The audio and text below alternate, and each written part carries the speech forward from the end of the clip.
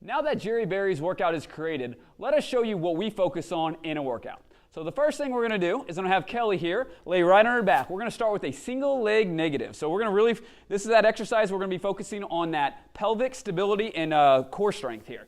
So the first thing we're going to do, we're going to use a yoga ring here. So we're going to grab the yoga ring. I'm going to have her getting her shoulder blades off the ground. So I'm trying to get her to contract her abdominals. So right there now that she's contracting her abdominals right there from the squeeze. So whenever the shoulder blades are up, I'm going to have her lift one leg off the ground. So what I'm focusing on here is seeing if she can keep her lower back flat on the ground as she's going up and down. So going up and down just like that. Yes. So this right here is looking pretty easy for her. So I'm going to try to make it a little more difficult. So what I'm going to focus on is let's go ahead and get the other leg lifted off the ground like that. So the higher we have this other leg, the easier it will be. So we're going to start up high and we're going to start lowering this down. So let's go ahead and start with this one up and this one coming down for me.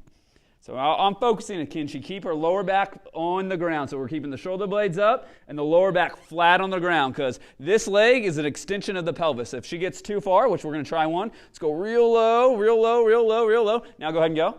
And as you're doing, you can see now it's a little harder for her to keep that lower back on the ground. And you can see this leg is moving. So whenever the leg is moving, that means the pelvis is moving because this is an extension of the pelvis. So a good spot for her would be about right there. All right, let's do a couple more, Kelly. Get those shoulder blades up just like that. Good. Keep that upper abdominals engaged while we're getting those hip flexors rolling just like that to keep that pelvis real stable. Feel those abdominals working well? Oh, yeah. Excellent, excellent. All right, that's good right there. I just want to kind of point out the pinpoints of what we're watching on in that exercise. So the next exercise is called dive bombers. It's going to be an exercise that really focuses on scapular stability. So if I can have you roll on your stomach there, Kelly.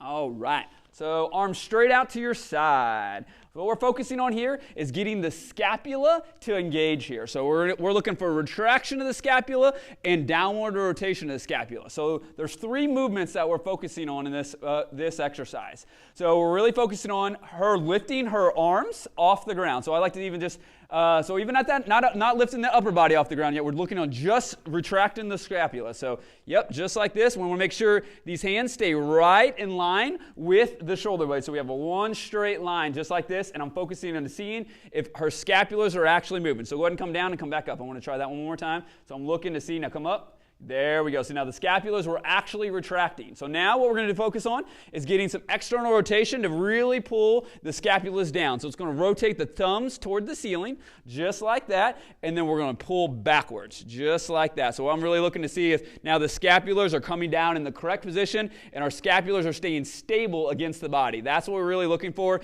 Is the scapula winging off of the body or is it staying up against the body? And she's doing a really good job again. So I want to see that movement one more time, okay? So go ahead and a little higher with the wrist. Yep, yep, yep. Come up, squeeze those shoulder blades. Good. Now rotate the thumbs up and pull straight down. Good. Yep. So that's really squeezing the scapulas right there. So that's taking care of scapular stability. So that's what we're looking for in that exercise. It's not about how high you can come off the ground. It helps really, help squeeze, but it's really about where's the scapulas going. So this exercise, that's what we're mainly focusing on is the scapulas.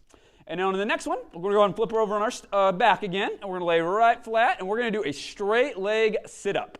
So when I say straight legs, we're getting our legs completely straight, just like this. So there's a couple variations we're looking for here is are they able to get their lower back flat on the ground in this position? So there may be some hip flexor tightness. If they can't get that position to happen, what we'll do is we'll bend the knees just like this. Go ahead and bend the knees. And that'll allow that back to get really flat. You can even almost see how our back went completely flat. But it wasn't too bad, so let's go ahead and put those legs back down. Good. Keep that. So suck in that belly button. Squeeze those glutes. Drive that lower back right into the ground. There you go. Yes, perfect. So that's that initial starting position. So I'm going to give her a yoga ring again, just like that.